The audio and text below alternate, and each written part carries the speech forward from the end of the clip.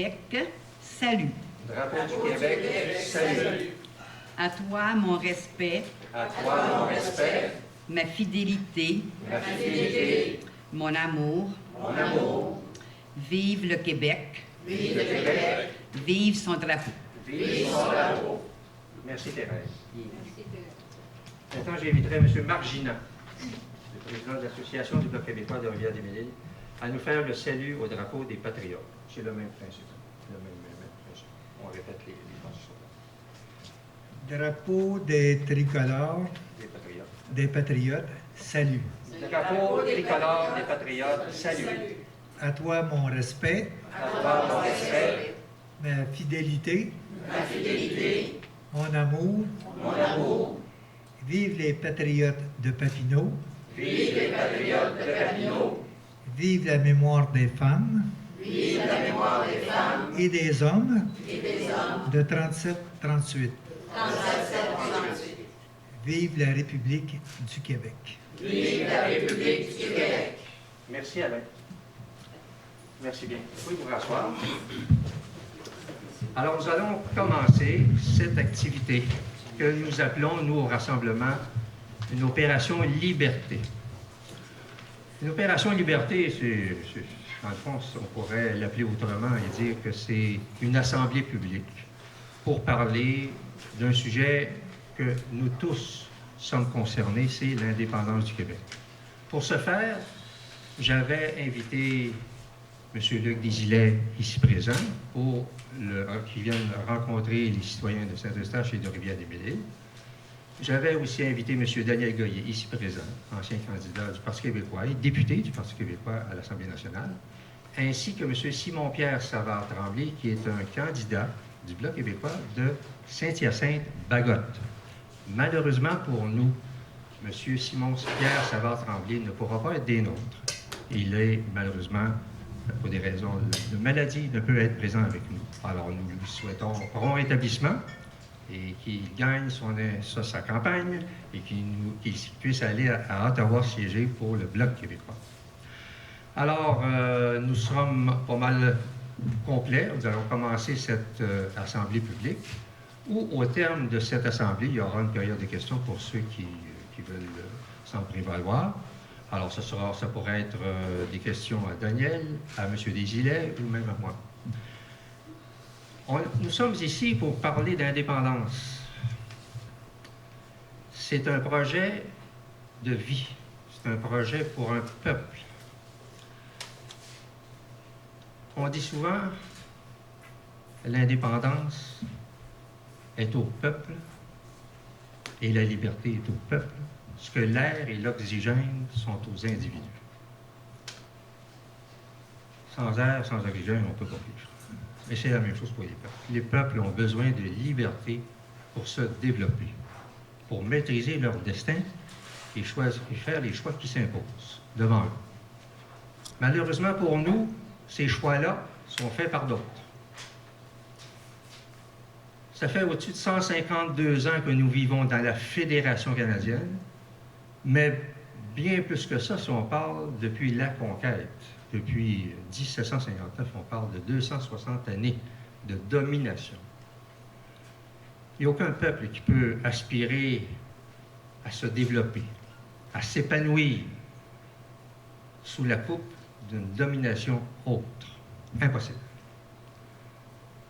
La prospérité ne passe pas à l'intersection des rues de la subordination et de la domination. Maurice Séguin, un historien de l'École de Montréal, à l'Université de Montréal, a dit une chose extraordinaire. L'infériorité politique entraîne inévitablement l'infériorité économique et culturelle.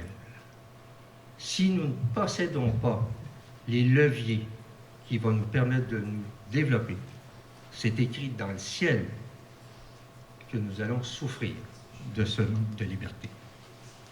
Souffrir culturellement, bien sûr, on ne contrôle rien, et aussi économiquement. Et on le voit. On le voit de plus en plus. On voit par exemple les contrats de frégate dont la dévie devait être quand même un partenaire important de la Lévis de Québec et qu'il y a eu des miettes de ces 100 milliards de contrats qui ont été attribués principalement à 2 grands chantiers maritimes, Halifax et Vancouver. Mais des dossiers économiques comme ça, il y en a à la pelletée. On pourrait parler longtemps des injustices que le Québec a souffert depuis le début, depuis le tout début. On peut parler de la ligne Borden. Est-ce que des gens ici dans la salle savent qu'est-ce que c'est la ligne Borden? Oui, c'est ça. Fin des années 60, on a découvert qu'on pouvait extraire des sables bitumineux du pétrole. Au Québec, on raffinait du pétrole. Alors, comment faire pour acheminer du pétrole qui vient de l'ouest et le vendre à l'est, quand nous, de notre côté, on s'en va vers l'ouest? Alors, c'est simple. Ils ont décrété la ligne Borden. C'est quoi la ligne Borden? C'est l'interdiction de vendre des produits raffinés québécois à l'ouest du Québec.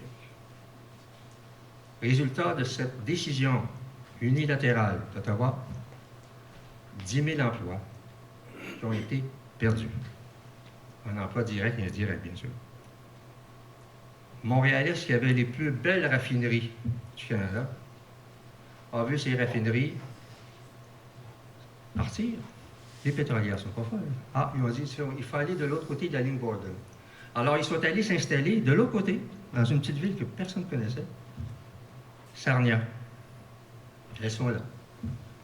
Et nous, on les a perdus. On a perdu les emplois qu'elle avait avec, à cause d'une décision unilatérale d'Ottawa. Et c'est comme ça depuis le début. Il va falloir qu'on comprenne à un moment donné qu'on ne peut pas tout le temps souffrir de ces décisions. Nous sommes tributaires des décisions qui sont prises à Ottawa. Alors, il faut prendre acte de ça et comprendre qu'on n'a pas besoin d'Ottawa. Il faut qu'on prenne nous-mêmes le contrôle de nos affaires et qu'on devienne libres et indépendants. Les patriotes de 1837, eux, vous l'avez compris, ils nous ont tracé le chemin. Et c'est pour ça qu'au Rassemblement pour un pays souverain, on s'attache à cette partie de l'histoire qui est importante, l'histoire des patriotes. C'est une histoire qui est abominable parce qu'il y a eu des répressions. On sait tous que Saint-Eustache, Saint-Benoît et ailleurs aussi, il y a eu des répressions terribles. Mais on résiste, on continue à résister et les patriotes se sont battus pour nous donner un legs, nous faire un legs d'une patrie française. Et c'est à nous que revient maintenant cette responsabilité-là de continuer. Nous sommes en élection sous peu, le 21 octobre. C'est notre devoir de s'engager, de s'investir. Moi et le Rassemblement pour un pays souverain, nous le faisons pour le Bloc. Nous l'avons fait pour le Parti québécois le passé, avec Daniel Goyer, et nous le faisons actuellement pour Luc Desilets.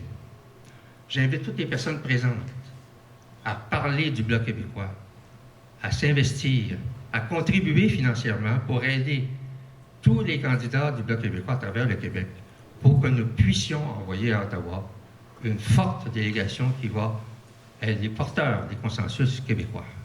Merci.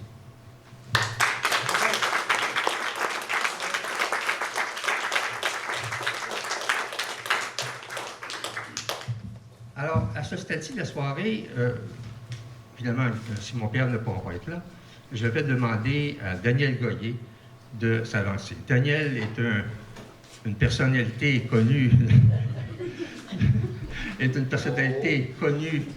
dans la circonscription de Rivière-des-Mêlés. Il y a deux montagnes, on peut parler comme ça aussi.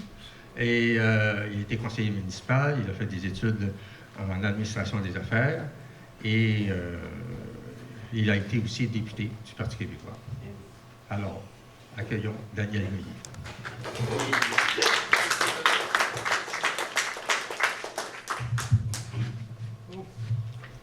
T'es plus grand que moi.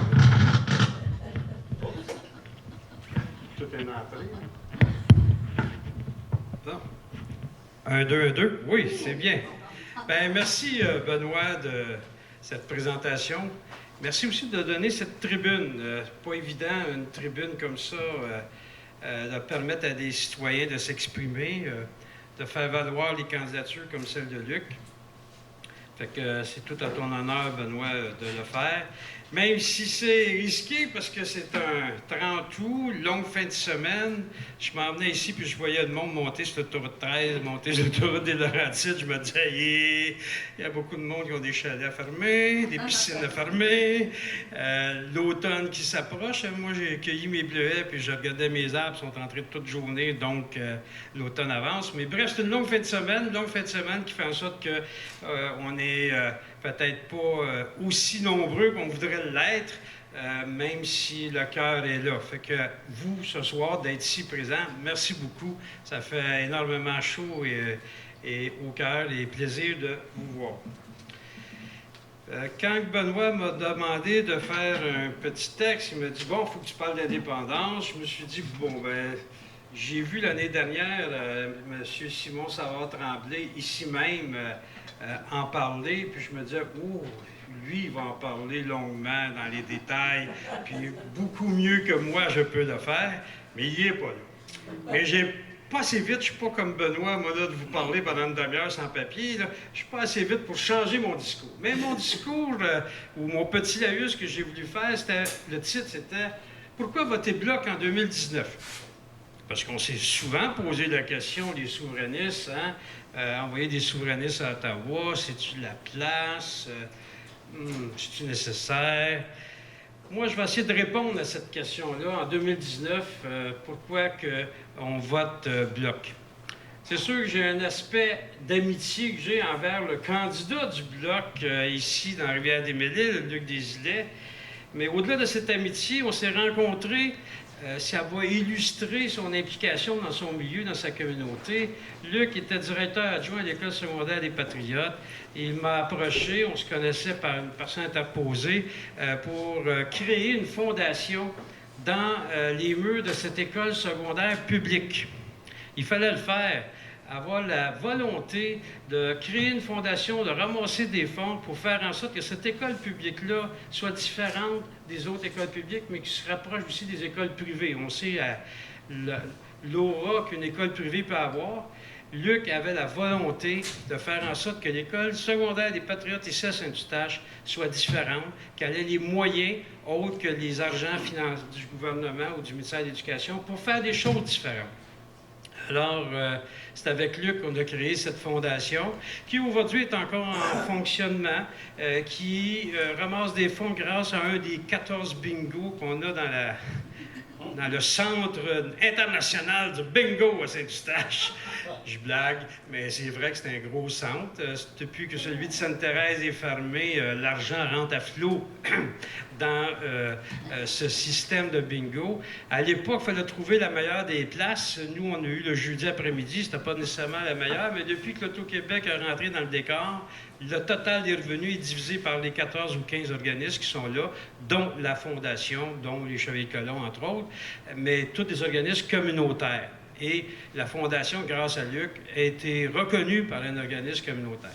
Je fais part de ça pour vous montrer l'implication que Luc avait, le souci envers la clientèle étudiante de Saint-Eustache, sa volonté de faire en sorte que ce soit différent. Luc est aussi un passionné de la langue française. On ne le sait peut-être pas, mais il a écrit 4 romans. 4, pas 1, 2, 3, 4. Il a fallu que j'aille à la librairie des Arcades, qui était encore ouverte à l'époque, pour acheter mes 4 volumes des 4 romans de Luc. 4 beaux romans, faciles à lire, intéressants parce qu'ils sont situés dans notre communauté, dans notre Québec. Enfin, bout, je ne les ai pas lus, je vais les relire, Luc, quand je vais avoir le temps après ta campagne électorale. Mais bref, ces 4 beaux romans illustrent à quel point Luc a la volonté de faire de la langue française une belle langue, d'être amoureux de la langue française. Luc est aussi, et ça, c'est une des qualités, un environnementaliste, mais pas juste en parole. Je vais vous faire un petit dessin de Luc, comment il est environnementaliste et pas juste en parole. Parce que vous le savez, hein, tout le monde va être pour l'environnement à la prochaine campagne électorale. Même ceux qui veulent nous vendre des pipelines pour Irvine ou Nouveau-Brunswick, là, ils vont tous être pour l'environnement. Mais Luc, il est pas juste en parole. J'ai été l'aider l'automne dernier à construire sa résidence d'été. Il appelle ça un chalet, mais regardez, là, on va parler d'une résidence d'été. Or, le revêtement extérieur est fait avec du bois de palette que Luc a tout défait lui-même, a tout enlevé les clous, les palettes pour transporter des objets, des matériaux dans les gros bateaux. Je pense que c'est l'usine de Saint-Placide qui reçoit ça. Fait que c'est des grandes palettes de 8 pieds. Fait que donc, on a des planches de 8 pieds récupérées pour faire le revêtement extérieur. On était en train de poser du gyproc et il nous amène des rouleaux. Des immenses rouleaux. Il a fallu enlever d'ailleurs quelques feuilles de gyproc parce que Luc voulait absolument. C'était un genre de feuille. Sur un côté, c'est de l'aluminium, puis de l'autre bord, c'est des bulles d'air. Je pense que ça servait pour protéger le matériel dans les bateaux, ces choses-là. Luc, il l'a récupéré et on en a fait un isolant sur le plafond, sur les 4 faces intérieures du chalet. Pas tout. Non. Luc a un contact dans la récupération. Il est très bon en récupération. Quand il nous a présenté ça, j'avoue que j'étais perplexe. C'est à peu près la grosseur d'un des panneaux du Club Optimiste. Et c'est des portes d'acier qui ont été coupées pour mettre une fenêtre, soit d'un garage ou d'une maison. Fait que le morceau qui a été coupé, Luc l'a récupéré. Parce que sur un bord, il y a de l'acier, et entre les deux côtés de l'acier, il y a de l'uréthane. Fait qu'on a tout fait, non pas on, il l'a fait, tout le plancher du sous-sol, avant de couler du béton, a été isolé avec la récupération de portes d'acier à l'uréthane. Pas tout. C'est un maniaque de Kijiji. Tout un maniaque de Kijiji. Le poêle et le frigidaire, on l'a déplacé 4 fois. Mais il y avait eu une aubette, hein? Fait que tu mets le poêle là, mais il faut que tu ailles mettre la feuille de gyproc. Fait que petit Luc, on déplace le poêle puis le frigidaire. Je pense qu'on l'a déplacé 4 fois parce que je veux pas exagérer, mais je suis pas mal convaincu que c'était plus que ça. Bref, au-delà de sa passion pour la récupération, ce que je veux illustrer finalement, c'est que Luc a toutes les prémices pour être un bon député. Un homme impliqué dans sa communauté, un amant de la langue française, puis un militant pour la sauvegarde de la planète. Donc, il y a toutes les prémices pour être un bon député, mais être un bon député, si tu n'as pas un bon parti, t'es mal pris. Fait qu'il faut parler aussi du bon parti que Luc a choisi. Parce qu'on le sait, le Bloc ne prendra pas le pouvoir, mais je vais vous faire l'illustration qu'il ne faut pas prendre le pouvoir parce que même ceux qui sont au pouvoir, ça n'amène rien pour le Québec, bien au contraire. Et ce qui est intéressant avec le Bloc, c'est ce que le Québec veut, le Bloc le veut. C'est super, c'est comme parti. Non seulement on a un bon député, mais on va avoir un bon parti. J'ai dit comment je peux aborder ça. Je ne veux pas être trop négatif non plus, mais j'ai dit non, veut pas, il faut parler de 3 éléments qui se sont passés dernièrement dans la politique fédérale. Il semble, à mon point de vue, que ça illustre bien la volonté de quitter ce pays-là, mais comme on ne le fera pas tout de suite, ou à tout le moins d'élire du monde qui vont faire en sorte qu'on puisse quitter ce pays-là. Je vais vous parler brièvement de 3 dossiers intéressants. Le premier, c'est la saga SNC-Lavalin. C'est un incontournable, hein, quand même, SNC-Lavalin. On a parlé de SNC-Lavalin. Il y a des choses qu'on sait moins ou on n'a pas fait attention dans la saga SNC-Lavalin, c'est qu'avant que ça arrive, ce débat-là, le fédéral, le gouvernement libéral, le gouvernement de M. Trudeau, a passé une loi, un bill omnibus. C'est quoi un bill omnibus? C'est une loi fourre-tout. On y met n'importe quoi là-dedans. C'est pour modifier un ensemble de lois. Fait que c'est une loi qui modifie un ensemble de lois. Donc, elle touche à plusieurs domaines, pas nécessairement interreliés l'article 1 avec l'article 50 de la même loi omnibus. Bon. Dans cette loi omnibus, que moi j'appelle fourre-tout, il y avait un article qui prévoyait le pardon à des compagnies s'ils faisaient l'amende honorable et s'ils payaient une amende salée. C'est exactement ce que SNC-Lavalin demandait. Or, comment ça se fait que la ministre de la Justice a tenu tête à son PM? Alors qu'elle a adopté ce loi-là, c'est son gouvernement qui a adopté la loi pour faire ça. Et c'est pas unique. J'essaie pas de dire que SNC, c'est des enfants de cœur, loin de là, mais c'est pas unique. L'Allemagne le fait, la France le fait, mais entre autres, l'Allemagne l'a fait pour la compagnie Siemens. Ah, Siemens, c'est qui est mal vu sur le point international? C'est la compagnie qui a eu la construction du REM à Deux-Montagnes. C'est drôle, hein? Vous ne trouvez pas? Moi, je trouve ça très drôle. Qui va être fait où? En Inde. Je suis sûr qu'en Inde, comme en Libye pour SNC-Lavalin, que tout est clean. Tout est clean, c'est sûr. Les appels d'offres ont été bien faits, tout est correct. Fait que là, on peut voir qu'à quel point SNC-Lavalin a servi finalement à une certaine ministre de la Justice de se faire valoir. Mais dans tout ça, c'est la volonté politique de Justin Trudeau qu'il faut regarder. Son leadership, c'est le patron, c'est le PM, d'endurer les réactions de son ministre de la Justice, même si elle dit solliciteur général. On a déjà connu ça, le solliciteur général ici, dénommé Francis Fox. Bon, il en demeure pas moins qu'elle est en dessous du PM. Fait que c'est un manque de leadership qui a fait en sorte que ça l'a déraillé comme ça l'a déraillé pas possible. Une des conséquences du manque de leadership de Justin Trudeau dans ce dossier-là, avant que ça éclate, l'action de SNC-Lavalin, 55 et 18. Tantôt, j'ai dit, regardez, à 4h15, 16 et 38. Imaginez le nombre de petits épargnants, et j'en suis un, qui a vu son action partir de 55 puis qui est arrivé aujourd'hui à 16 $. Je les ai vendus avant. J'ai vu Trudeau s'impliquer là-dedans. Je ne sais pas le temps de rester là longtemps. Mais tout ça pour vous dire que la caisse de dépôt est dans SNC-Lavalin. Combien de millions ont été perdus à cause d'un manque de leadership d'un premier ministre? Mais dans cet exemple, c'est quoi qui est le plus important, à mon point de vue? Je vais vous donner 3 chiffres bien importants.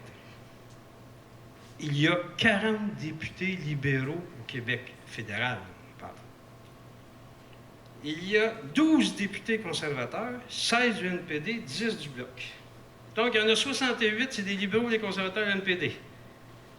Combien de ces 68 ont arrêté de réchauffer la banquette de la Chambre de commune pour se lever et dire « Wow, ça suffit ». C'est 50 000 postes. C'est 5 000 postes SNC-Lavalin en Ontario, 1500 Colombie-Britannique, 12 000 au Québec. C'est vrai que c'est une entreprise dont le siège social est au Québec, on ne s'efforce pas trop pour se lever. Mais on a 40 députés libéraux qui représentent le Québec. Pas un s'est levé. À un moment donné, j'ai rencontré l'attaché politique de Mme Lapointe, pour ne pas la nommer. J'ai dit, ça arrive-tu des fois qu'elle représente ses citoyens? Moi, pendant la campagne électorale, j'étais au train de Deux-Montagnes, j'en ai rencontré du monde qui prenait le train et qui travaillait chez SNC-Lavalin. C'est du monde d'ici, c'est son monde à elle. Ah, il ne faut pas faire en sorte que la ministre de la Justice, j'ai la misère à dire son nom, je ne me souviens plus, que la ministre de la Justice passe pour un martyr. Ça a été sa réponse. Donc, on a 68 députés payés 175 000 par année. Le train de SNC passe, puis on n'entend pas parler. Pas un s'est levé pour dire « ça suffit ». Les seuls qui se sont levés, c'est les 10 du Bloc, regardons ça, qui ont dit « Hey, on peut-tu régler le problème? » C'est un fleuron, puis c'est un fleuron international, SNC, qui n'est pas pire que toutes les autres compagnies qui compétitionnent contre elle. Parce qu'en Libye, là, si tu ne payais pas le fils de Kadhafi, puis Kadhafi lui-même, c'est sûr que tu n'avais pas de contrat. Puis je suis convaincu, sans le savoir, que toutes les compagnies d'ingénierie au monde qui ont la grosseur de SNC font la même chose. Fait que ça ne veut pas dire qu'ils sont pires, ça ne veut pas dire qu'ils sont mieux, mais au moins au Québec, on aurait pu avoir des représentants qui se lèvent pour soutenir SNC. Le deuxième exemple, j'en ai 3, inquiétez-vous pas, là, je ne vous prendrai pas 3 heures. Le deuxième exemple, c'est le vice-amiral Mark Norman. N'avez-vous entendu parler de Mark Norman? Vice-amiral de la Royale, parce que depuis un peu, notre armée est royale, la Royal Marine du Canada. Ce cher Norman, pauvre Norman, 38 ans de loyaux service dans la Royal Marine canadienne, accusé faussement d'abus de pouvoir. emmené en cours de justice criminelle. On a fait un petit règlement en cours. Puis là, il est parti à la retraite. Moi, c'est comme... Là, c'était bizarre, là. Je me pensais dans un film américain où, là, il y a bien des complices là-dedans. Ça n'a pas de bon sens, là. Mark Norman, un bonhomme qui est vice-amiral, bon, c'est pas un tout petit. Qu'est-ce qui s'est passé? De quoi l'a-t-on accusé? Rien de moins que d'avoir donné des informations sensibles au chantier maritime de Davie. Regardons ça, on en parle. Pour l'obtention d'un contrat de bateau de l'armée. On l'a accusé de ça. La Davie avait obtenu un petit contrat, pas de Trudeau, rêvez pas, de Harper. Mais là, Trudeau, il était mal pris, parce que ses chums du Nouveau-Brunswick, dont Irving, dit que le chantier au Nouveau-Brunswick, il n'était pas content qu'Harper ait donné un contrat à la Davie. Et je vous invite, j'ai fait l'exercice, je vous invite à aller sur le site de Élections Canada et juste de comptabiliser les dons de la famille Irving. Ils sont nombreux au Nouveau-Brunswick. Il y en a des James Irving, Clifford Irving, Maryse Irving, il y en a là. Et c'est tout 1500 $, qui est aujourd'hui la norme maximale de dons au fédéral. Avant, c'était différent, on peut dire. Ils ont subventionné aussi, donné des dons aux conservateurs, mais sur une moins grande échelle. Donc, Irving, bien placé, a fait des lobbies auprès de Trudeau pour dire que ça n'a pas de bon sens que la Davie ait obtenu un contrat. Voyons donc, j'ai une belle entreprise au Nouveau-Brunswick, un beau chantier maritime. Fait que la Davie, suite aux pressions du Nouveau-Brunswick appartenant à l'Amérique, bon, là, il faut que je me relise, il y a toute évidence que Mark Norman a servi de tampon dans tout ce dossier-là. Parce qu'en coulisses, ce qui se négociait, tu as dit 100 milliards, les frégates de l'armée canadienne. Moi, j'avais dans la tête 20 milliards, mais c'est peut-être la participation du gouvernement du Québec. Le pourcentage du gouvernement, de nous autres, pas le gouvernement, de nous autres en tant que citoyens, avec nos impôts, on a donné 20 milliards d'impôts sur des chantiers, pour les chantiers maritimes du Nouveau-Brunswick d'Irving et d'un autre en Colombie-Britannique. Or, les deux chantiers, actuellement, ne rencontrent ni des échéanciers, ni des coûts prévus. Et le seul chantier qui avait une compétence reconnue internationale, c'était la Davie. Elle n'a obtenu rien. La question à cette heure, c'est de savoir ce que nos 68 députés réchauffeurs de banquettes à la Chambre des communes ont fait. Surtout les libéraux, parce que les conservateurs, dans la région de Québec, mettons, qui se sont brassés un peu, mais des 40 libéraux, qu'ont-ils fait? C'est à peu près ça. Rien, le néant total. Pas un s'est levé pour dire « Hey, au Québec, on a un chantier maritime qui n'a pas de contrat, qui en a un, celui qu'Harper a donné, et on distribue la carte sans appel d'offres à 2 entreprises maritimes du Canada et on évite, bien entendu, des vies. » Et quand j'ai fait l'étude des donations de la famille Irving à Élections Canada, la question que je me suis posée, ils ont une grosse raffinerie, eux autres, au Nouveau-Brunswick. Ils ont besoin de pétrole. C'est peut-être ça que le pipeline, il fallait qu'il passe. C'est pas pour alimenter le Québec, le pétrole, avec le futur pipeline là, que certains partis veulent faire. C'est Irving. Il a besoin de ce pipeline-là, lui. S'il n'y a plus les trains du lac Mégantic, ça y prend du pétrole à raffiner de l'Ouest canadien pour sa raffinerie. Fait que, créez-moi, ça coule dans le pipeline des donations de famille Irving. Le troisième point, puis là, j'ai fait un peu de futurologie, mais basé sur le passé. Basé sur le passé de la famille Trudeau, entre autres, il faut le nommer. La loi sur la laïcité. On se souvient qu'il y avait un débat au Québec. On l'a fait, le débat, parce que nous autres, on fait des débats au Québec. On est bon, on est latin, probablement. Et j'ai retenu ceci de M. Trudeau. Parce que la loi fait consensus au Québec. Je me dis, comment que le premier ministre du Canada va en parler? J'ouvre les guillemets. Pour moi qui parle. Je suis évidemment préoccupé par une atteinte aux droits fondamentaux des Canadiens et des Canadiennes. Le moins important, c'est fondamentaux. Et un petit peu plus loin, en réponse à un journaliste, Trudeau, qu'est-ce que vous allez faire, votre gouvernement va faire? Nous continuerons à défendre les droits des Canadiens et des Canadiennes. Les droits fondamentaux. Quand c'est fondamental, c'est fondamental. Hein? On se comprend, là. Moi, en tout cas, dans mon dictionnaire, fondamental, c'est pas mal important. Que le premier ministre le dise par rapport à une loi québécoise, c'est encore plus intriguant. Je vais vous faire une traduction que j'ai marquée, traduction libre. J'ouvre les guillemets. Je suis con.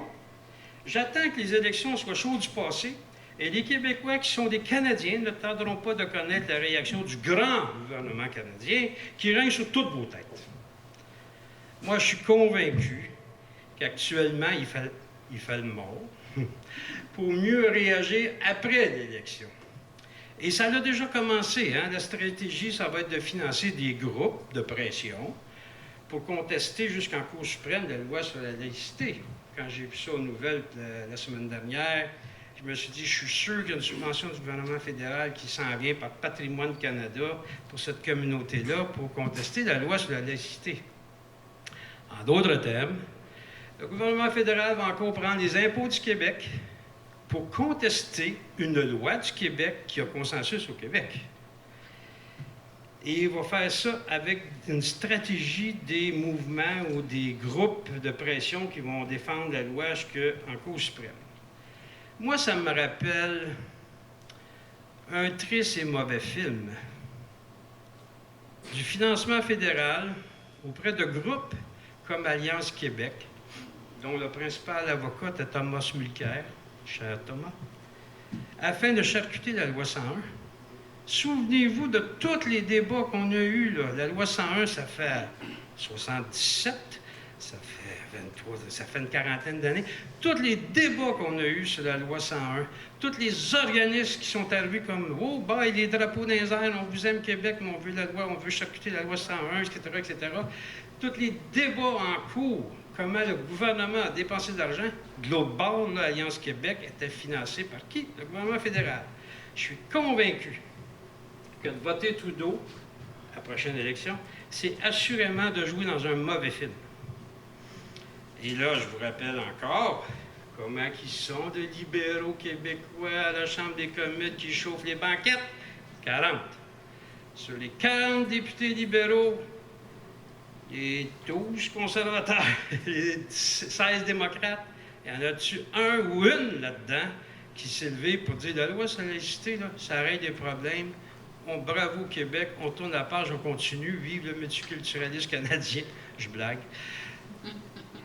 Pas un, le néant total. Le seul parti qui s'est levé et qui a dit ce que Québec veut, le Bloc le veut, c'est le Bloc. Donc, quand je vous dis qu'on a un bon candidat, il faut trouver un bon parti. Il est évident, et là, bien évident, qu'élire un député ou une députée libérale ou conservateur qui est au pouvoir, parce que le monde sont attirés par ça, il faut élire un député au pouvoir, c'est le néant. Un député au pouvoir ici, c'est le néant. La preuve est confirmée pour les enjeux concernant le Québec. Élire un député du NPD, rappelez-vous, c'est assurément l'opposition, ça, il n'y a pas d'erreur, mais muette sans intérêt pour le Québec. Élire un député du Bloc dans Rivière-des-Mille-Îles, c'est d'être, oui, bien vrai, dans l'opposition, mais d'avoir une voix très claire pour le Québec, car ce que le Québec veut, le Bloc le veut. Fait que Luc Desilets, bonne chance, merci.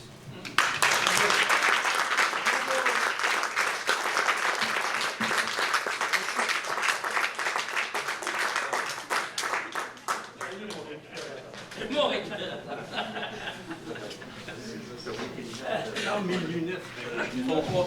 Attends,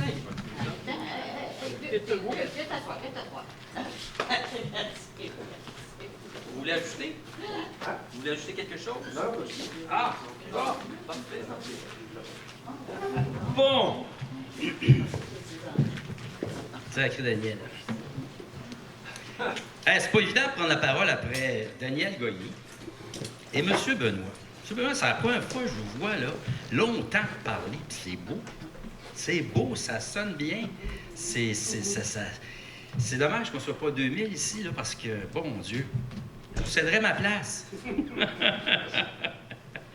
Alors, regardez, d'abord, Luc Desilets, c'est ça, j'ai été nommé à l'ISE du parti du Bloc, de notre parti, de notre Bloc, en juin dernier. Alors, c'est qui Luc Desilets, en gros? Ceux qui me connaîtraient peu, même si ça fait 30 ans que je suis dans la région de Saint-Eustache, oui, École secondaire des Patriotes, polyvalente de Deux-Montagnes pendant bon nombre d'années. Et qui, ben, écoutez, j'ai un bac en criminologie, ça n'a pas rapport avec l'éducation. J'ai travaillé en centre d'accueil pendant bon nombre d'années. Après ça, je suis arrivé ici en milieu scolaire comme éducateur. J'ai fait une maîtrise en psychoéducation. Je me suis fait prendre dans le jeu de faire un remplacement comme directeur d'école et j'ai trouvé ça rigolo. Alors, je suis allé faire un bac en enseignement à raison de 2-3 cours par semaine en cours du soir pour aller chercher ce papier-là. Et suite à ça, bon, un diplôme de 2e cycle en administration scolaire. Bref, une dizaine d'années à l'université. Mais ça ne fait pas de moi un intellectuel, parce que Daniel pourrait vous le dire, là, avec un verre de vin, là, je suis le roi des cons. 10 petites années à l'université, puis le pourquoi, parce que pour moi, le savoir, ça n'a pas de limite, évidemment. Puis c'est aussi l'assise d'un peuple. Les connaissances, le savoir. J'aime apprendre, puis une bonne copine à moi qui me répète sans arrêt, on commence à vieillir quand on a fini d'apprendre. On commence à vieillir quand on a fini d'apprendre. Je trouve ça beau. Alors, c'est à peu près moi. Daniel a d'autres affaires, je me suis amusé à écrire des livres. Puis oui, je suis parti à Polyvalente pas la Polyvalente de Montagne, la fondation des Écoles secondaires des Patriotes, mais j'ai mis ça de côté à un moment donné quand j'ai changé de milieu. J'ai reparti une fondation Polyvalente de Montagne, 2-3 ans après. Puis j'œuvre encore sur 4 organismes communautaires dans la région. Jeunesse à tout, qui travaille pour des jeunes de nos écoles en difficulté.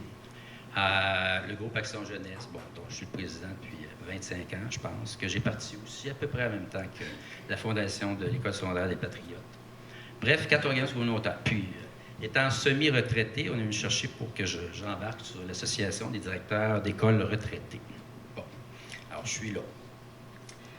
Pour moi, c'est important, l'investissement dans le communautaire, de donner du temps, de faire du bénévolat. Puis c'est pas de la frime quand je le dis, là, je le fais depuis 25-30 ans. C'est quelque chose qu'on n'a pas beaucoup, malheureusement, les Québécois, ou qu'on ne fait pas beaucoup, comparativement aux anglophones. Et c'est dommage. C'est dommage que ça ne fasse pas partie de notre culture. Pourquoi je me présente? Bien, je prétends, malheureusement, pour vous, avoir l'énergie, une certaine expérience, un vécu éparse qui peut être intéressant, un dynamisme, une certaine créativité. Bon, pas juste parce que je suis auteur, mais je suis aussi un pas pire de photographe.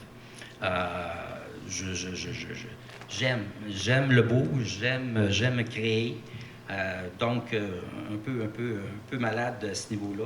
Un bonhomme un peu créatif, oui, hyperactif beaucoup, puis qui a, je pense, la folie qu'il faut pour se pointer dans un parti en 2019.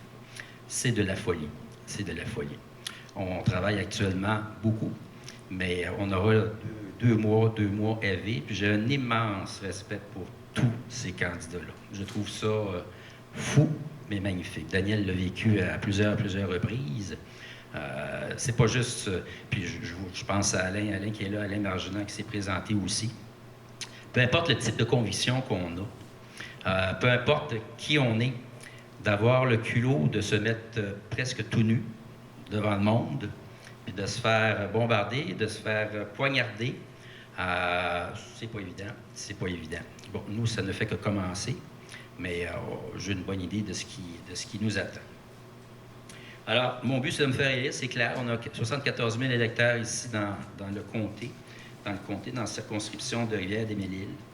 Et je souhaite, évidemment, le 21 octobre prochain, me présenter à nouveau à vous, mais sous la bannière du Bloc comme député. Quand M. Roy m'a abordé pour prendre la parole ce soir, puis merci encore, c'est très gentil. notre organisme de nous permettre, candidats souverainistes, de prendre la parole. Le timing, on l'avait évalué, M. Roy et moi, là. On savait qu'en faisant ça, le vendredi de la fête du travail, on n'aurait pas 100 personnes, alors on se retrouve une cinquantaine, puis c'est vraiment pas plus grave que ça, là. Vous serez des multiplicateurs. Mais l'enjeu était de le faire pendant la campagne électorale qui pourrait être déclenchée dans les prochains jours. Ça a un impact sur les finances du parti. OK, c'est le parti, c'est le Bloc québécois qui se doit d'assumer. Alors, on avait comme pas le goût, et d'un commun accord, on a choisi que ça se fasse ce soir, et on en parlait avant, sur Roy et moi, on est très heureux, malgré tout, même si on n'est pas 200 000. Alors, quand il m'a abordé, moi, je me suis dit, je veux parler de richesse, C'est facile, on peut tous... Daniel le fait un peu tantôt, vous savez, bitcher, là, puis ramasser le monde quand ils font des conneries, puis on se doit de le faire, Mais je voulais parler de richesse, simplement pour nous rappeler, puis j'ai eu un plaisir fou à écrire ça, parce que j'ai redécouvert des éléments que j'avais oubliés. Vous parlez de la richesse québécoise. D'abord, on va commencer par 2 chiffres. Selon l'Institut de statistique du Québec, qui est un organisme indépendant, évidemment, neutre, le produit intérieur, le PIB, OK, produit intérieur brut du Québec, se trouve au 21e rang pour tous les pays membres de l'OCDE. OK? Ça, c'est pas pire. Quand on va un tout petit peu plus loin, puis on sort de l'OCDE, le Québec, avec son produit intérieur brut, se trouverait au 33e rang sur les 200 pays reconnus par l'ONU. Pourquoi je dis reconnus? Parce qu'il y a 300 pays, presque 300 pays, mais qui pour la Palestine, bon, un paquet de pays qui, pour diverses raisons, ne sont pas reconnus par l'ONU. Sur 200, il y en a à dire, mais sur 200 ou sur 300, peu importe le chiffre, mais vraiment juste le 200, nous serions 33e. Moi, ça me matraque. Ça me matraque, ce chiffre-là. Alors, parce que quand on parle de souveraineté, quand on parle d'indépendance, évidemment, c'est tout le temps ça qui plane au-dessus de nous autres. Puis les commentaires qui s'en suivent, évidemment, vous ne serez pas capable, puis puis le pauvre petit Québec, puis pour qui ils se prennent eux autres, puis on part force, puis on finit, puis on a fini par y croire. Alors, ça, c'est un chiffre important. Il ne faut pas l'oublier. On est juste, d'ailleurs, quand on parle de 33e, on est juste en dessous de l'Espagne, qui, comme par hasard, vit des combats semblables aux nôtres. On a tous l'impression, quand on regarde l'Espagne de l'extérieur, que c'est riche, l'Espagne, que c'est beau, puis prospère, puis ça vit énormément du tourisme. Puis, effectivement, c'est une belle économie qui roule très, très bien, avec des secteurs d'activité du genre qui font rouler les affaires. Mais bref, on est à peu près à la hauteur de l'Espagne. De le garder à l'esprit. Il y a d'autres secteurs où on performe. Daniel a parlé de SNC, puis effectivement, là, le seul mot SNC dérange, mais il ne faut pas oublier que SNC, c'est une multinationale, puis c'est un fleuron fantastique pour le Québec. Ça a été prospère, c'est une boîte extraordinaire, et c'est malheureusement simplement des saloperies d'administrateurs, de gestionnaires qui ont fait en sorte que SNC s'est retrouvé dans cette situation-là. Bon. Mais quand on parle de richesse, puis je vous parle d'ingénierie, je voudrais juste vous rappeler l'Expo 67. Bon, ça fait 50 ans. J'ai eu le bonheur d'écrire, à part des romans, j'ai écrit deux autres affaires, puis un livre sur l'Expo 67. Ça m'a permis de faire le tour, évidemment, entre autres, de la construction des pavillons à l'époque.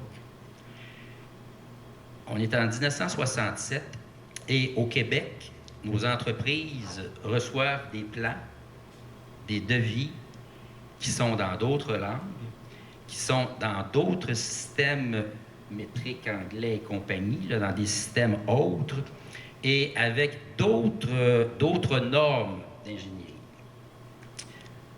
Nos ingénieurs québécois, ce sont eux qui ont monté, qui sont organisés pour que les pavillons soient montés. Moi, j'ai la prétention, après certaines recherches que j'ai faites pour ce livre-là, que grâce à l'ingénierie québécoise, Montréal s'est mis sur la map, comme on a dit à l'époque. Pas juste que l'Expo nous a permis de se mettre sur la map, mais l'ingénierie québécoise nous a permis de se mettre sur la map. C'est une richesse énorme, énorme. Et des SNC, on en a d'autres petits SNC. L'aéronautique, je ne vous apprends pas grand-chose. C'est sûr, quand on parle d'aéronautique, c'est Bombardier qui vous vient à l'esprit. Mais juste de savoir qu'au Québec, c'est 40 000 emplois, l'aéronautique. C'est 200 entreprises qui vivent presque uniquement des retombées ou de la production en aéronautique. T'en es un exemple. Encore plus important pour moi comme donnée, dans toutes les dépenses qui sont effectuées au Canada en lien avec l'aéronautique, il y a 70 de ces dépenses-là canadiennes qui sont en recherche et en développement. Ça veut dire quoi? Ça veut dire que le savoir, ça veut dire que, pas juste l'expertise, mais que le savoir, c'est nous qui l'avons ici au Québec. Vous comprenez? Si la recherche et le développement s'effectuent principalement ici. Si demain matin, il n'y en aura pas là, mais un mur entre le Québec et le reste du Canada, c'est ici qu'on possède ce savoir-là. D'autres données intéressantes peut-être au niveau de l'aéronautique, c'est nous, au Québec, qui faisons en sorte que le Canada se classe, compte tenu d'un peu ce que je viens de vous dire, au premier rang pour la production des simulateurs. Et ça, c'est CAE, entre autres. Siège social à Montréal. Grâce à nous, le Canada, au niveau de l'aéronautique, c'est le premier producteur de turbopropulseurs puis de moteurs d'hélicoptères. Le premier au monde.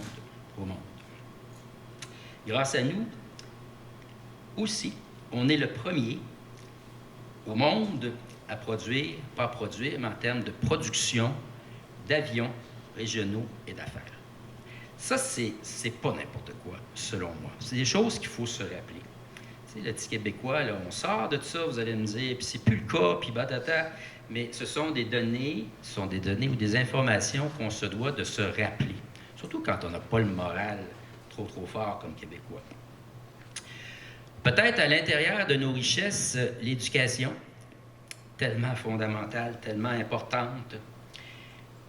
Notre système d'éducation a beau avoir un paquet de failles, puis comme directeur d'école, je pourrais vous en parler pendant des heures, il n'en demeure pas moins qu'il est parmi les systèmes les plus performants de la planète. Okay? Il y a des épreuves standardisées qui font le tour des pays de l'OCDE, entre autres, et qui nous donnent année après année des positions au niveau des mathématiques, des sciences et de la compréhension en lecture, mathématiques, sciences, compréhension en lecture, qui nous placent, OK, parmi les 3 premiers. C'est pas n'importe quoi. C'est pas n'importe quoi. C'est pas dans un cours d'éducation physique, même si l'éducation physique est super importante, mais c'est dans des secteurs où nos enfants, nos jeunes, moins de 18 ans, des secteurs comme des matières, comme les mathématiques, la compréhension en lecture et les sciences. C'est les secteurs les plus importants en éducation, pratiquement. Vous entendez important, là? On a une enseignante ici de d'autres secteurs. Et on pourrait continuer ainsi. En littérature, notre richesse, une autre de nos richesses. Nelly Arcan, Denis Laferrière, Dominique Demers, Marie Laberge, Yves Beauchemin, Marie-Claude Blais, Yves Thériault, Victor Lévy-Beaulieu, Patrick Saint-Cal, Yann Martin... Ben, regardez, on pourrait continuer. Michel Tremblay, Anne Hébert et compagnie. Ce sont tous des gens qui ont réussi à sortir des frontières du Québec pour vendre leurs écrits, vendre leur littérature et contribuer à faire connaître la langue française. Il n'y en a pas 2, 3, là, j'en ai une dizaine. Là. Puis regardez, il y a Guillaume Vigneault, on pourrait rajouter. Il y a Régent Ducharme qu'on pourrait rajouter. Il y en a un paquet. Ça fait partie de nos richesses, ça fait partie de notre différence. Le cinéma, des Denis Arcand, des Frédéric Bach, des Jean Baudouin, des Charles Dinamé, Michel Brault, Gilles Carle, Fernand Dansereau, Xavier Dolan, Bernard Raymond, Pierre Falardeau, Denis Villeneuve, Jean-Marc Vallée, Ricardo Trogli, Claude Jutras, etc., des réalisateurs qui sont des ambassadeurs pour nous, des ambassadeurs extraordinaires qui nous font briller à l'étranger. On a un cinéma qui est reconnu mondialement, puis en plus de ça, on a des infrastructures en cinéma capables de recevoir des méga-productions de partout dans le monde. On va dire, ben oui, on a des avantages fiscaux qui font en sorte que, peut-être, mais on a des studios extraordinaires, puis toutes les grandes vedettes du cinéma américain sont passées dans les dernières années par des studios montréalais. Que dire de la musique québécoise? Regardez, on n'embarquera pas dans les noms, mais pensons juste à évidemment, Félix Leclerc, des Gilles Vigneault, Félix Leclerc qui à quelque part, a marqué notre imaginaire. Un dieu. Gilles Vigneault. Savez-vous, entre autres, la chanson « Mon pays » a été repris par le chœur de l'Armée rouge. C'est québécois. Chanson « Mon pays » repris par le chœur de l'Armée rouge. Des Claude Léveillé, mon idole, pour qui j'ai fait, en passant, un parc, une place, Claude Léveillé à Saint-Benoît. Magnifique projet que j'ai fait en collaboration avec la députée péquiste de Mirabel, 3-4 ans. Des Luc Plamondon, des Robert Charlebois, nommez-les, des Jean-Pierre Ferland. Des étoiles. Notre culture québécoise rayonne principalement grâce à notre musique. Notre langue, c'est sûr que c'est un aspect fort de notre culture. C'est sûr. Elle est appréciée, elle est belle, et notre accent fait sourire. Mais notre culture est sans conteste, selon moi, une de nos plus grandes richesses. Tu sais, avec tous les secteurs d'activité dont on vient de parler, puis on pourrait en rajouter, là, pensons juste à l'intelligence artificielle. Vous en avez entendu parler, là, ça lève ici à Montréal depuis 3-4 ans, c'est extraordinaire. Nous sommes actuellement des leaders mondiaux au niveau de l'intelligence artificielle. La production des jeux vidéo, je connais pas ça. En faisant la lecture, j'ai appris qu'au Québec, nous étions les 5e au monde dans la production des jeux vidéo. On sait tous qu'il y a beaucoup d'entreprises dans ce domaine-là que je ne connais pas, mais nous sommes les 5e. Donc là, essayez de trouver une province au Canada, juste une province là, qui est capable de nous accoter le moindrement dans un de ces secteurs-là, juste un de ces secteurs-là. Voyez-le un petit peu dans votre tête, là. Cinéma, littérature, aéronautique. Il n'y en a pas une crise de province qui est capable de nous accoter là-dedans. Ça, c'est beau. Mais trouvez-en une qui a autant maintenant de champs diversifiés et prometteurs comme ça. Tu sais, on parle d'ingénierie, là. Il n'y aura jamais de fin, il n'y aura jamais de limite à ça. On parle de cinéma, c'est la même chose. On parle d'intelligence artificielle. Wow! Ça résonne, c'était beau. Alors, il n'y en a pas une province qui est capable de nous accoter. Et sortons juste des autres provinces et du Canada. Bien, on devrait se dire chapeau. Chapeau. Parce que depuis la nuit des temps, jusqu'à il y a peut-être une quarantaine d'années, puis là, on a toute révolution tranquille en tête, là. Le peuple québécois a été dénigré, rabaissé, ridiculisé, pointé du doigt, critiqué, sous-subventionné, comme le disait si bien Daniel tantôt, exploité, etc. Aujourd'hui, moi, j'ai juste l'impression que tout ça, ça joue en notre faveur. C'est comme si, avec la résilience qu'on a développée, ça nous a rendus plus forts.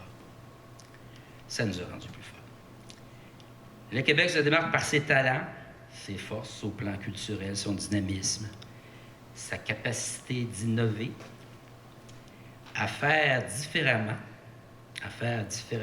innover, créatif, faire différemment. Ces couleurs spécifiques qui attirent maintenant le respect et l'attention du monde entier. On semble avoir une créativité, c'est mon impression, qui est comme sans limite. Puis on n'a même pas parlé du théâtre tantôt. Hein. On a des dieux dans le théâtre là, qui font le tour de la planète avec leur production. On n'a pas parlé du cirque. Même affaire, même affaire. Alors, c'est à peu près ça. Non, on va continuer. Mais on devra toujours se battre pour... ben d'abord, il faut y croire. Il faut y croire. Puis ceux qui y croient, ils y croient pas depuis si longtemps que ça. Il faut se le dire, puis il faut se le répéter, puis je pense qu'il faut miser beaucoup, beaucoup là-dessus. Dénigrer, c'est facile.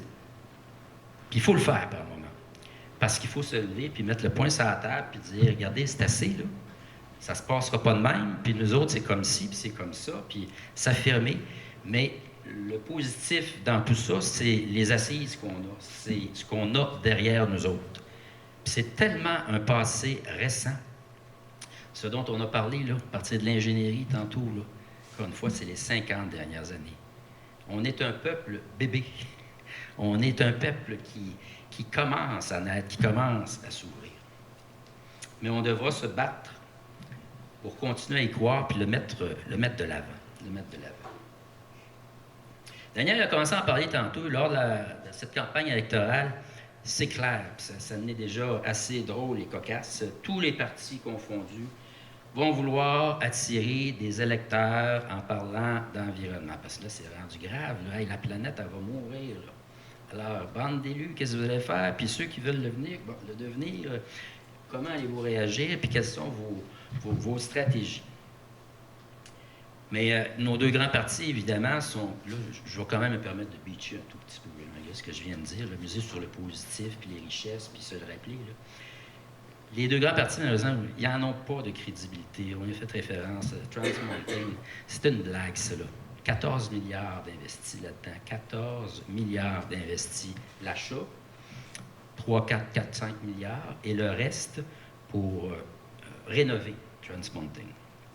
14 milliards, là, il y en a une partie qui vient du Québec là-dedans, quelque part. Là. L'argent du fédéral, là, on a 22 %, je pense, qui provient de chez nous, de nos poches, de nos impôts. On contribue à ça. Mais on ne dit pas encore assez fort, ça. Là. On n'en veut pas de ce... Tant qu'on va être dans cette confédération, cette de confédération, on n'en veut pas. On n'en veut pas. Alors, c'est notre argent qui est injecté là. J'avais fait un calcul l'autre tantôt, assez fou, là, pour prendre juste la portion du 14 milliards, puis qui nous revient, ce qu'on a payé. OK? Calculer à peu près là, 1/5. Donc, on est à quoi? On est à 3 milliards, je ne sais pas trop, 3 milliards et demi. Puis, juste le redistribuer dans les écoles, c'était faramineux. Je pense que chaque école primaire et secondaire du Québec avait une affaire comme 3, 4, 500 000 $. OK? La partie que nous, on injecte dans le projet, dans le Éduc Trans Mountain. C'est fou. On joue dans des chiffres complètement débiles. Bon, là, je vais vous parler de quelque chose. Daniel, il dit « il fait pas trop le prof », puis il se dandine comme ça. « Fais pas trop le prof là, quand tu fais tes discours, tout ça. » Regarde, t'es assis, là, t'as parlé, c'est à mon tour. Alors, moi, je veux juste parler un petit peu de multiculturalisme et d'interculturalisme. Parce que c'est un élément qui, évidemment, nous différencie beaucoup, nous, les souverainistes, et nous, les Québécois, du reste du Canada. Le multiculturalisme, là, c'est une bébelle et une bête créée par Pierre-Éliott Trudeau dans les années 70. Il n'était pas fou, le bonhomme, hein? Il était pas mal plus brillant que son fils, en tout cas. Pierre-Éliott Trudeau... Pardon? Oui, il est plus dangereux, effectivement, madame. Tout à fait. Et le multiculturalisme, c'est quelque chose qui fait partie inhérente du Parti conservateur, évidemment des libéraux qui poursuivent depuis près de 50 ans cette tradition de multiculturalisme-là, et du NPD. Et du NPD, malheureusement. Parce qu'on a toutes, on les aime beaucoup, les gens du NPD. Hein. On pense tout à Jack Layton, puis il y en a séduit beaucoup d'entre nous. Bref, ces trois grands partis-là sont tous pro-multiculturalistes. Ça veut dire quoi, le multiculturalisme? Ça m'a fini par m'enfarger carrément là-dedans. Multiculturalisme. OK. Ça veut dire que peu importe la nationalité des gens, peu importe le nombre qu'ils sont, c'est dangereux le terrain sur lequel je m'embarque. Là. Peu importe le nombre qu'ils sont, peu importe de quel pays les gens viennent, tous les immigrés, toutes les nationalités formant le Canada sont considérés de la même façon. C'est ça que Trudeau père voulait. Ça permet de diluer, évidemment, des nations fondatrices comme, évidemment, le Québec, comme les Autochtones. Ça a été une stratégie très, très payante pour lui pendant plusieurs années. Ça l'est encore pour notre petit Justin. C'est juste que le multiculturalisme ne tient pas compte de nous, les Québécois, comme peuple fondateur, encore une fois. On ne peut pas comparer le Québécois à une gentille personne immigrée d'un tout petit pays ailleurs. On ne peut pas mettre tous ces gens-là sur le même piédestal. Et là, je sais, quand je disais c'est dangereux, parce qu'on peut évidemment interpréter ce que je dis en disant, bon, ça y est, on fait allusion à, on ouvre une porte. S'il y a un peuple qui est accueillant, c'est le peuple québécois. Et ça, là, c'est tellement, tellement évident. Je pense en fin de semaine passée, l'organisme ABL, qui œuvre dans les Basses-Laurentides, justement, sur quelle est votre expression pour favoriser l'interculturalisme, justement, dans les Basses, la diversité puis l'interculturalisme dans les Basses-Laurentides. Ça n'était un bel exemple, un bel exemple. Il faut faire la différence, la nuance entre interculturalisme et multiculturalisme. Et ça ne fait pas des Québécois, absolument pas, des gens qui ne sont pas aimants, qui ne sont pas ouverts. Absolument pas, absolument pas. Mais la distinction, la particularité québécoise, elle se doit d'être tenue en compte là-dedans. Et ce n'est que par l'interculturalisme, quand on en parlera, quand on comprendra comme il faut le sens, la signification et la portée de ce terme-là, qu'on pourra peut-être voir un peu plus la différence. Bon, ça y est, Daniel, c'est presque dit. C'est parce qu'à quelque part, il y a quelque chose de quasiment... dans cette stratégie-là, je trouve ça diffamatoire face au peuple québécois. Puis diffamatoire, c'est le bon mot, ouais, j'aime ça, j'aime ça. Bref, le Bloc québécois, il est interculturaliste. C'est comme très, très clair. J'espère que c'était clair.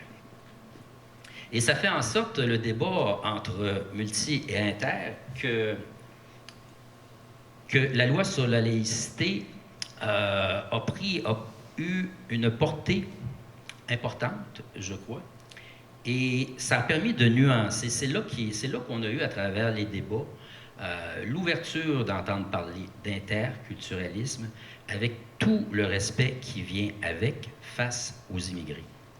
Encore une fois, il n'y a pas un peuple qui nous accote en termes de respect et d'accueil. Et ça continuera toujours. C'est en nous, ça. C'est en nous. Là, je voudrais juste, avant de passer à d'autres choses un peu plus sérieuses, parler de péréquation, parce que c'est un sujet qui me préoccupe ou qui semble pas très, très clair pour beaucoup. Puis vous êtes probablement au courant autant que moi, mais on va se le rappeler.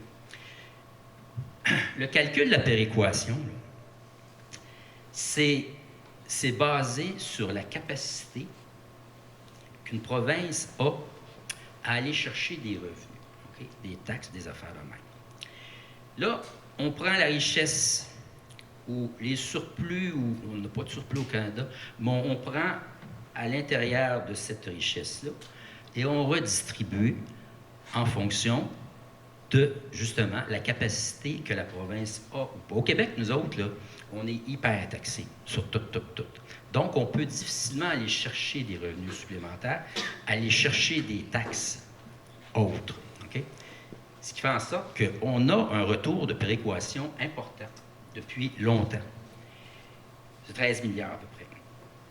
Mais il faut aussi se rappeler qu'à l'intérieur de ce 13 milliards-là, cette richesse-là, cette cagnotte-là, ce fonds-là, en quelque part, il y en a autour de 22 % qui provient directement du Québec. Mais là, vous allez dire, ouais, mais Jason Kenney, lui, ce qu'il dit, En Alberta, c'est que vous êtes des assistés sociaux, c'est pourquoi vous recevez des sous, vous autres, sans arrêt, puis ça n'a pas d'allure, puis on veut remettre ça en question, etc., etc. Si l'Alberta avait une taxe de vente provinciale, parce qu'ils n'ont pas de taxe de vente, ils sont chanceux, ils n'ont pas de taxe de vente provinciale, ils auraient exactement ce 13 milliards de dollars-là de revenus. OK? Ils auraient ce 13 milliards de dollars-là de revenus. Et s'ils avaient une taxe provinciale, c'est pour ça l'idée, faire aboutir des taxes à gauche ou à droite, là. Mais s'ils avaient une taxe provinciale, ils s'organiseraient ainsi pas ils s'organiseraient, mais ils auraient ainsi un niveau de taxation supérieur. Comme nous, ici, on est surtaxé, c'est pourquoi on reçoit des sous en péréquation. Alors, l'Alberta pourrait, en bout de ligne, recevoir des sous par l'entremise de la péréquation. Quand le fédéral achète puis rénove le pipeline, ça sonne mieux, pipeline, Trans Mountain, bon, au coût d'à peu près 14 milliards, comme on disait tantôt, c'est avec notre argent, ça aussi. Hein. Ce 14 milliards-là, là, c'est nos impôts qui s'en vont dans la même cagnotte. On en paye, nous, une partie de ce 14 milliards-là à la hauteur de 20-25 %. Un élément important que, évidemment, on n'entendra pas mentionné par Jason Kenney, c'est qu'annuellement, le gouvernement fédéral injecte 10 milliards de dollars en Alberta pour la recherche, pour le développement de nouvelles technologies, ou en déduction fiscale, ou en aide à l'exportation, ou en restauration de sites en lien avec cette magnifique industrie des plus polluantes au monde. Okay? 10 milliards de dollars par année dans ces secteurs-là en lien avec l'industrie pétrolière. Alors, entendre M. Kenney se pointer, puis brandir, péréquation, puis ça n'a pas d'allure, puis si les libéraux prennent le pouvoir, on va demander la souveraineté, ce serait le fun. Juste le garder dans le collimateur. C'est beau à lire, 13 milliards de péréquation. Il faut juste comprendre le pourquoi, puis voir en parallèle que c'est pas de l'argent net, cette affaire-là. Là. Alors, ceci étant dit, regardez, pour moi, Daniel il en a parlé tantôt, M. Roy, c'est comme clair, puis pour moi, le Bloc, c'est le seul parti qui peut défendre nos intérêts correctement. C'est le seul parti qui a comme pas les mains liées. Quand on envoie un député à Ottawa, ben c'est clair. Il n'y a pas à tenir compte des autres provinces, il s'en fout. Quand on envoie un député libéral à Ottawa, il y a la ligne de parti puis la direction du parti qui fait en sorte que le Bloc n'aura jamais les mains liées. Le Bloc ne peut pas avoir les mains liées. Le Bloc, c'est le seul parti qui ne sera jamais coincé dans ces espèces de retours d'ascenseur-là, que les conservateurs, que les libéraux, avec lesquels ils vivent ou qu'ils alimentent. On n'aura jamais à négocier avec d'autres provinces. Nous, on veut, à quelque part, uniquement défendre les intérêts du Québec, se concentrer au Québec. Le Bloc, c'est la seule voie, je pense, où les Québécois devraient se reconnaître. Moi, c'est pour ça, entre autres, j'ai décidé de m'investir dans ce parti-là pour les 4 prochaines années. Dans ce projet un peu fou-là. Peut-être, bon Dieu, c'est parce que je ne veux pas trop vous emmerder. Moi, j'en ai pour des heures. Alors, peut-être juste revenir sur... Daniel, il a fait allusion aussi tantôt un tout petit peu, mais l'élection s'en vient. Et ici, dans le comté, c'est pas compliqué. Là, si on se fie à Canada 125, qui est la principale boîte qui collige tous les sondages pan-canadiens, qui est relativement respecté, mais qui ne connaît pas les couleurs particulières intrinsèques à chacun des comtés. Mais ils prennent les chiffres, puis ils mélangent ça, puis ils nous donnent à tous les dimanches un petit son de cloche. Ici, dans le comté, dernière élection, on était 3e. Actuellement, nous serions 2e. Bon. Madame la députée libérale aurait quelque chose comme 32 % des voix. Et le Bloc, on serait à 23-24 % des voix. Ce qui est juste intéressant, c'est qu'il y a un plus 5-6 % avec notre 23 %. Puis il y a aussi un plus ou moins pour les libéraux qui sont en tête. Alors, si on prend le moins, puis on l'enlève du 33, et on prend le plus, puis on l'ajoute à nous, on pourrait être vainqueur d'un matin. Bon. La campagne, je ne vous apprendrai rien non plus, c'est une campagne qui va se vivre au national énormément. C'est des batailles de chefs, c'est des enjeux nationaux. Dans le comté, on peut espérer faire bouger sur 3, 4, 5, 6 % l'électorat. OK? Les commandes, c'est au national. L'enjeu, c'est au national.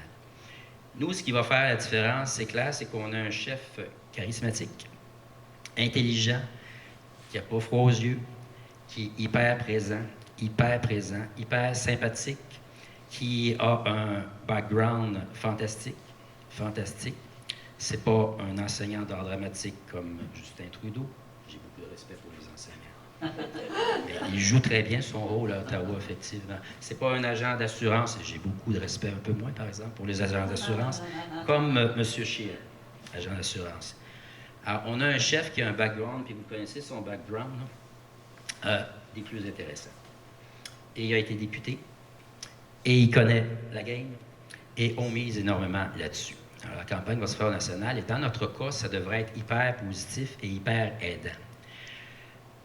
Il y aura 2 débats officiellement annoncés, le 7 octobre en anglais, le 11 octobre en français. Et c'est clair, ça ne peut pas se faire autrement, à moins qu'il soit malade la veille. Il devrait se démarquer énormément. On mise là-dessus. Alors, nous, dans le comté, la position des conservateurs est tellement claire et tellement loin de nous autres, on ne peut pas vraiment miser sur ce type de gain-là, dans le sens de militants qui pourraient transférer vers le Bloc québécois. On ne peut pas miser là-dessus. Les libéraux, eux autres, toujours possible. C'est une telle venue après les bouteilles, puis tu lis ça dans les journaux le lendemain, puis de voir qu'il s'est fait élire, puis de voir, après coup, à quel point il a été arrogant ce soir-là face aux Québécois, ce qui lui a permis d'être élu le lendemain. Ça a favorisé. Il aurait peut-être été pareil, mais pas avec des pourcentages aussi élevés. Parce qu'il a montré à la face des Canadiens qu'il était capable de se tenir devant les Québécois. Il va recevoir les bouteilles, puis là, il revient. Les 2 gardes du corps le prennent, l'amènent. Non, Trudeau, il dit « Lâchez-moi, je retourne ». Puis ça représentait avec un beau sourire qu'on lui connaît, hyper baveux. Alors, tu sais, j'ai un plaisir fou à écrire là-dessus, mais à me remémorer un peu le tout. Ça serait intéressant à lire. Ça devrait être drôle.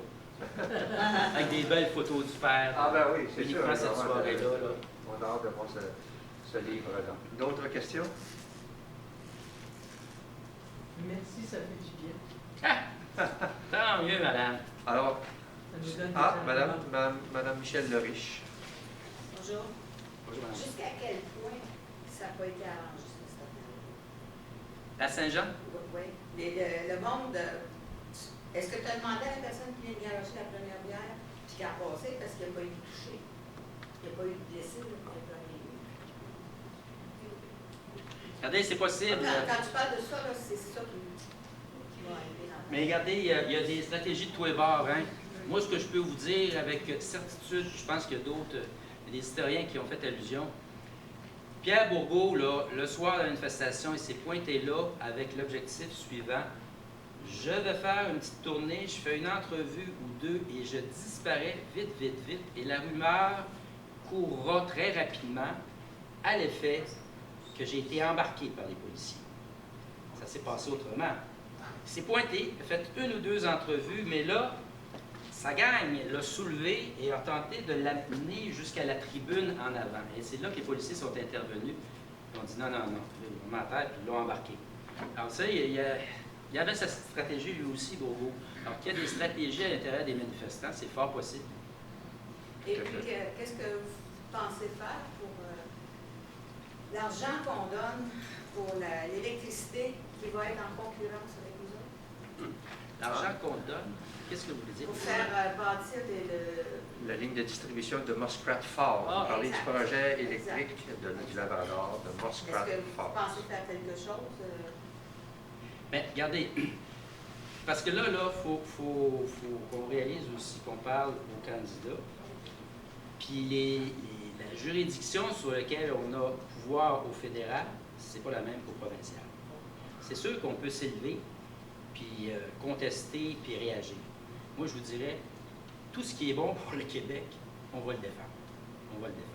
Est-ce qu'à quelque part, ça l'est, pas juste rentable, mais bon? Parce que la rentabilité, on commence à la mettre un petit peu de côté ou on la saupoudre d'intelligence, un peu plus, avec notre côté un peu environnementaliste. Mais dans ce dossier-là, Gabriel Sainte-Marie avait écrit à l'époque un rapport dévastateur, comme quoi c'était un panier percé.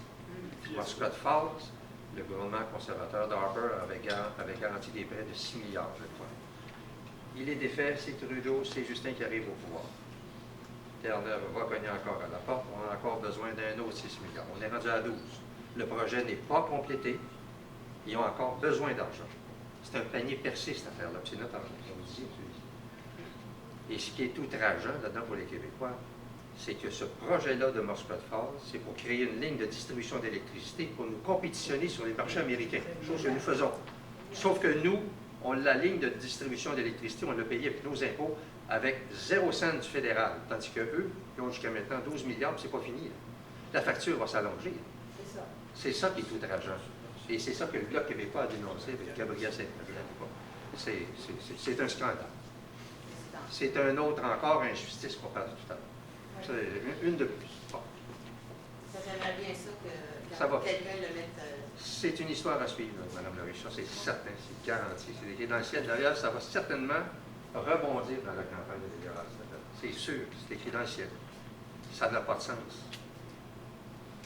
Si vous suivez un petit peu les médias par rapport aux interventions de M. Blanchet, vous avez peut-être vu cette semaine qu'il a fait un petit communiqué de presse sur le fait suivant. Il a réussi à convaincre le ministre des Transports, M. Garnier. Il a réussi à convaincre qu'on puisse réévaluer la pertinence de la vente d'Hydro-Québec. La pertinence de la vente d'Air Transat.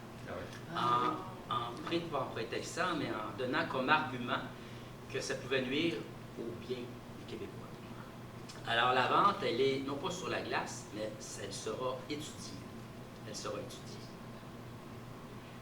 Alors c'est un geste concret, ça. C'est un geste concret. On est en campagne préélectorale. Puis il n'y en a pas un des 78 députés ou des 68 députés contre bloquistes qui est intervenu là-dedans. Tout était faux dans cette vente-là. Puis la dose s'est levée, puis a rouspété, on a ri un peu, ou certains ont ri de lui, de son intervention. Mais là, il y a quelque chose d'hyper fondé là-dedans. Il y aura une évaluation de la pertinence de cette vente. Effectivement, il y aurait un certain monopole dans l'offre de service du voyage. Si Air Canada met la main sur Air Transat, on se trouve dans une situation de quasi-monopole. Et quand on connaît la piètre performance d'Air Canada en matière linguistique aux francophones, dans les services qu'ils donnent, écoutez, c'est une des compagnies où il y a le plus de plaintes. Là. C'est une histoire à suivre, comme disait M. Peut-être que c'est un cas, ça, là. Beaucoup de gens se questionnent. C'est ça qu'on se dit des Québécois. Comme quoi que... Oui. Moi, je me dis qu'il faudrait que les gens agissent, qu'à quelque part, sauf que là, encore là, c'est un dossier où M. Legault aurait dû intervenir. Il n'a pas levé le petit doigt pour sauver son ancienne entreprise, parce qu'il était actionnaire. Il va l'être encore, peut-être nous l'avons, je ne sais pas qui l'ignore. Il n'a pas levé le petit doigt pour que les intérêts des Québécois concernant Air Transat restent au Québec. Air Canada, des Québécois, oui, c'est sûr, mais ça n'a pas la même connotation si c'était les intérêts genre Pierre-Carl Pédalo, par exemple. Ça serait différent. Il y aurait une couleur, je dirais, française. Alors qu'Air Canada, c'est canadien, avec tout ce que ça veut dire. Vous dites qu'à ce moment-là, il n'y a rien à faire. Non, pas ça. De critiquer ou de le faire, je sais pas, dans les journaux, des articles, rencontrer les gens. Il y a des choses à faire. Dans des situations de monopole, l'opinion publique est importante. Très importante. On a déjà vu des exemples où l'opinion publique a dit un instant, ça va faire. Ça, là, c'est trop. Et là, ils ont été plus d'appuis. D'ailleurs, pourquoi le ministre a réagi de cette manière-là? C'est devant le tollé de l'opinion publique. S'il n'y avait pas eu le tollé de l'opinion publique, il aurait dit on laisse passer la transaction, Air Canada l'empoche, puis ça va donner canadien. Puis bon, ça va être correct pour eux. Mais devant le tollé de l'opinion publique, ils ont été obligés de prendre un petit recul. Ils vont étudier le dossier. Bon, ça veut dire que ça va être rejeté, évidemment. Peut-être que ça va passer, qu'Air Transat va passer dans le giron d'Air Canada. Mais si l'opinion publique se mobilise, et si on fait des pressions, il y a des chances qu'ils disent ouais, c'est vrai qu'en matière de monopole, là, ça commence à friser. C'est pas mal ça. On parle de monopole. Alors, oui, il y a quelque chose à faire. On a une opinion, on a un droit de se faire entendre. Autre chose? S'il n'y a pas d'autre chose, si vous le permettez, je vous remercie d'avoir été présent et surtout, je remercie M. Desilets ainsi que M. Goyer d'avoir été parmi nous. Souvenez tous que Justin, quand il avait fait son débat à la télé, il y avait tout le temps un plan. On lui posait une question, il dit nous avons un plan. En matière économique, nous avons un plan. Il disait tout le temps ça, je pense qu'il l'a dit à peu près 25 fois. Mais nous, au Québec, on a un plan. C'est de faire élire le plus possible de députés du Bloc québécois par la gauche, comme M. Lisée.